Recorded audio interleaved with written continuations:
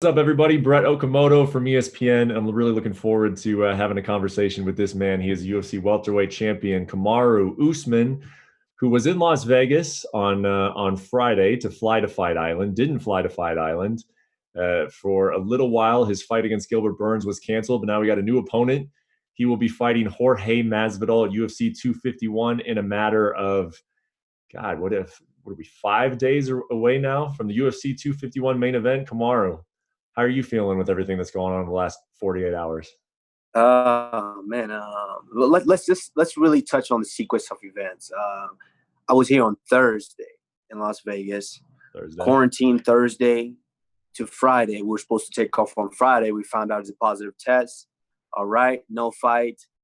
You're done. We tried to reach out to Masvidal. He said no. We reached out to Covington. He said no. So no fight. All right, you can eat now. You're good. You can leave Vegas. Pack bags, get to the airport, fly out, connecting in Dallas, Texas, which happens to be home to my mom and dad. So while in Dallas, Texas, get a call, landing off the plane. Hey, so I think they're saying yes to the fight. Masvidal is going to step in. You have a fight. But I'm going home to Florida. But you got to fight now. All right, you know what? This is what champions do. I'm gonna turn back around and I'm gonna go out there and do this all over again. So, spend the night in Dallas. Bags get sent to Florida. Have someone pick them up and fly them back to Florida. Then get on the plane the next morning. Yesterday morning, get here, quarantine, and here we have it. We're doing the same thing over and over again. So it's been a roller coaster, but at the end of the day, this is what champions are made of, and you can't always control a lot of the situations, a lot of the circumstances that happen on the outside. But on my part, what I can control is being prepared to go out and do my job, and that's the best that I can hope for. So how much time went by from the point where they tell you Burns is out to Colby and Masvidal are out too? Like, how long was that window while you were in Vegas? I heard, and this is the crazy thing is it's hard to get a straight answer from everybody because of the people that the forces that may be. We were tested on Thursday while we were here, and we had to quarantine the whole 24 hours. So being tested on Thursday, on Friday morning, found out the news, Burns wasn't going to be able to compete. And then we were tested this go around yesterday. And by last night, they had known that whether or not this fight was going to be a go. So you wait almost 18 hours the previous time go around with Burns. And then with Masvidal, it's almost like, oh, we know. He's good to go. So that's what I'm saying. That's why it's kind of difficult to determine who's being what here. But between this whole process, it's been since let's say Thursday night, and now it's Monday. So Thursday, Friday, Saturday, Sunday, Monday. I mean, it's been a couple of days. But it was pretty quick though, that initial time where they told you, hey, Gilbert's out, and then did they just straight up tell you that, hey, we've already reached out to Colby and Jorge and we don't have a fight for you? Or were they like, hey, we're trying to fix this? Like what had happened immediately when they told you that Burns was out? So that's what I mean is I found out about 18 Friday morning, and we were tested Thursday. Yeah. So finding out Friday and loosely found out from my manager. So at that point, I'm pretty sure they had started working on other opponents. They reached out to certain guys and weren't really getting the response they wanted. And at that point, Friday, they were like, there's no fight. These guys aren't, these guys are coming out in the media saying, oh, yeah, I want the fight. I want this fight. But they've told the company, no, they're not prepared to take the fight. And with Masvidal, I guess the case was always negotiation for him. So, thankfully they got the deal done, and I have a fight. How are you feeling initially when you get in on a flight back to Texas? You put in a training camp, and then you don't think you're fighting anymore. What was that like for you? It was tough, but I came to terms with it very quickly. I don't know whether it was because it was Gilbert that I was fighting. Um, it was when they told me initially, I was upset and I was disappointed, but I just go back to my mental, just keeping myself centered and knowing that I did my part. I did the best that I could to make this event go on. And unfortunately, everything else was out of my control. There was nothing I could do. So I came to terms with that fairly quickly, give or take a few hours. and I was on the flight back. I had a good Friday night of consuming food. So Friday night, yeah, Friday night you eat because you think there's no fight. Saturday is the day you find out there is a fight. Okay. So what did you eat on Friday, and what impact does that have on your ability to make weight for this fight? I ate good. I ate good. We all know there's some amazing restaurants here in Las Vegas. So I went and I ate well. And then I got back to my room after eating closer to midnight, 1 o'clock, and that wasn't enough for me. I wasn't satisfied with the fact that I could eat now. I had ordered some now African traditional food, and this is something that weighs you down very heavy on the carbs, which I've been kind of avoiding in order to keep this weight off. And I went in on the food. I was half asleep while I was eating the food, just stuffing my face and just got to finish this food. And then Friday, the craziest thing is I haven't had a beer in I don't know how long, maybe 10 months. And I'm actually at the airport and I'm walking by this Mexican restaurant in the airport in Dallas, DFW. And I'm like, you know what? I'm going to have a beer and I'm going to order some Mexican food. I have the Mexican food. I had tacos and a quesadillas and rice and beans, all of it in the plate. As soon as I'm getting in, I had a beer, Bud Light. As soon as I'm getting in, I'm sitting it down. I'm literally twisting the cap off. This is 100% honest. I'm twisting the cap off. My phone rings. It's Ali. Like, hey, you got to fight. Well, let's go ahead and put this cap back on. Oh my God. I don't even take one swig of it. Not even one. Don't eat the food. Just kind of left it and got up and moved on. So you flew to Dallas by yourself? Yes. So was there anybody in how were the airports? Was there anyone in the airport? Was there anyone sitting in a restaurant there's with you? people in the airports. It's kind of, it's slowly coming back. I would say it's probably about at a 30% right now of the norm. And so it's slowly picking back up, but it was good to where I could kind of hide out. Nowadays everyone got masks, and I have a mask, I have a hoodie on, I have a hat on. So it was easy to kind of navigate through the airport. Yeah. Well, that's what I wanted to know, is if anybody saw you and said, hey man, sorry, the fight's off, this or that. That didn't happen, huh? One girl did actually see me. Yeah, she saw me. She was sitting behind me. And I think I must have been on the phone with Ali before I took off. And so she could hear my conversation. And so when I was in Dallas, I was on the tram, and she was in front of me in the tram. And she's like, sorry about you not having a fight. I was like, is she talking to me? Because I kind of had headphones on. Is she talking to me? So I take my headphones off. She's like, sorry about the fight. I know who you are. I was behind you. I was like, oh, okay. Yeah.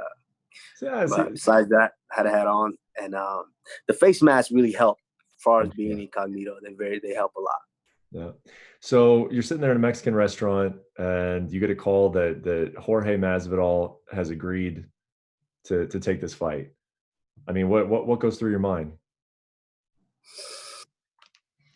Initially it's like, okay, now I have to mentally get refocused and tap back in and mentally refocus to take on another guy. And I'm sitting there, and I had to make a couple of calls to just kind of my counsel, and made a couple of calls to the people that I really respect their guidance and their counsel, and all systems was a go. I hung up the phone, took a couple of deep breaths, and said, all right, let's get it. And then then you start seeing all the headlines, you start seeing all the different things, and it's like, They made me a little uncomfortable, but it is what it is. That's been a story of my career. What do you mean it made you a little uncomfortable? What do you mean by that? No, I mean there's already a built-in excuse here. You start seeing all the headlines and you see all the things they're posting. Everyone's posting, even ESPN MMA is posting it. Everyone, it's like, Jorge Masvidal steps in on 6 days notice, and it's all, oh yeah, Masvidal stepping in, Masvidal's doing this. They're trying to still keep this guy up as if he has one guy that he's been training for the whole entire time, which is me. Well, I just did a full training camp for another guy, and I'm the one risking everything. This is a win-win for him. I'm risking everything. And the story right now, the storyline is, oh, Masvidal stepping in on 7 days notice to take on the champ. And I'm the one risking everything here. I had to say yes as well. But no, it's Masvidal stepping in and doing all this. So if he goes out and after he gets beat up, then it's a built-in excuse. Oh, well, he took the fight on 7 days notice anyways, And so, yeah, that makes me a little uncomfortable. But at the end of the day, it's the story of my career. So I have to go out there and do my job. As my friend says, it's at the end of the day, people are going to remember who won and who lost. So, yeah. And I mean, is there anything that you can do to change that narrative other than win? I mean, do you think about, like, is there a way in which you could win? Is there, talking about it in interviews? No, or is that just how it is? That's just how it is. At the end of the day, people, especially now in this society that we live in right now, people, they believe what they believe. They follow what they want to follow. So all I can do is go out there and do my job, which is win. And at the end of the day, people will see it for what it is, and people will take it for what it is. Mm-hmm. Now you've been having this camp in Colorado, but you previously your home base is Florida. And I've been to these gyms. They're not far apart. I'm sure you guys have some acquaintances that Has he been training for you? Or is he coming into this fight on 6 days, the true 6 days notice? He's been training like that. Don't be fooled by that. Everyone's like, oh, he's coming off the couch to fight. Like he's no Tank Abbott. This guy's been training. Have you seen the videos? He's bringing in this wrestler, that wrestler. Like that's gonna help. He's been training the whole time, and and I haven't been worried about him. I've been worried about another guy. So, I'm just excited that it's finally here and we get it. I mean, fingers crossed, but we still got a couple more hurdles to get through, but fingers crossed. And hopefully July 11th, we'll both be stepping in there. What was yesterday like, knowing that he had to pass a COVID test and he's been down there in Florida? What was yesterday like for you? It was just, couldn't get too excited because, he still had to pass the test. And on top of it, we still got 2 more tests that he has to get through. And so, I guess they're choosing to take their own accommodations as far as and transportation as far as getting there. I just hope everything goes smoothly, that these guys don't make a pit stop somewhere and end up picking up something to where by the time we get there and testings go wrong. So I'm hoping they're taking all the precautions they can. So when you were in Dallas and after you found out about the fight, did you go and stay with your family, or did you stay in a hotel? You went and stay with your family? Yeah, I just called my mom and dad and said, hey, you guys can pick me up. I'm at the airport. And they're like, what? I'm like, yeah, I'm at the airport. I'm like, all right. So they came and got me. I stayed with them, and I had a pretty a fun workout that night, trying to get off all that food that I consumed that night before. But it's like I said, the story of my career. I've been the guy who's been able to change up at that drop of a dime to get that weight back down. Be the guy to go in there as a replacement for a title fight, who knowing that there's a 99% chance that I might not fight, go out there, cut weight and make weight, in order to do that. So I've always been that guy, and that's not going to change. Did you have any, because a lot of people don't know this, but did you have any interesting conversations with your father? There will be a story coming out on ESPN later about the relationship with your father, and he actually got out of federal prison earlier this year. No, Having the I chance mean, to go home and see him, did you guys have it? And what was yeah, your we interaction like? talk. Yeah, we all talk. I mean, mom and dad. It's crazy in how much they're into the sport right now. Like they just watch everything. You know, they're fans of yours too. Any and every time a new article comes up, anything pops up on YouTube, they're on it. They're on me.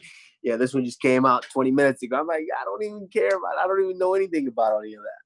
But they're on it, and they're humongous fans of the sport right now. And even my mom gives me advice now. My mom's like, you know, when he throws this, he's trying to do this stupid knee. You know, you step back and you, and of course, you know, it's mom talking, so you got to take the advice. So I'm For like, okay, sure. yeah, mom. Yeah, I got. Oh yeah, that knee, I got it. I'm on it. So, I believe that by the time you land in Abu Dhabi, you'll have what, like 2.5 days to make weight. Is that right? And I think so. I think that essentially all of that time will be spent in the hotel room because they make you quarantine when you get over there, right? Yes, sir. So, so you have to travel, you have to overcome whatever you ate at the Las Vegas, restaurants and airports, Yes. and you have to do it in a hotel room. Are there Mm-hmm. any concerns, and how are you expecting this weight cut to go? I'm expecting it not to be fun, you know, but there's always concerns. But at the end of the day, I've always been that guy to where wherever there's a will, there's a way, and that's not going to stop me from doing my job, and that's making the weight. I've always been professional. I've always been able to make the weight, even though I've gone through extensive circumstances in order to be able to do that I never really talk about. But you know, this will be no different.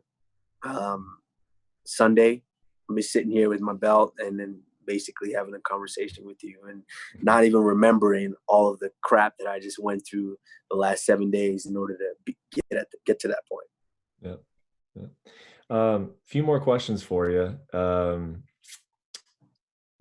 Just fighting Jorge himself, and you mentioned that some of the narrative that's already out there about this fight with the headlines.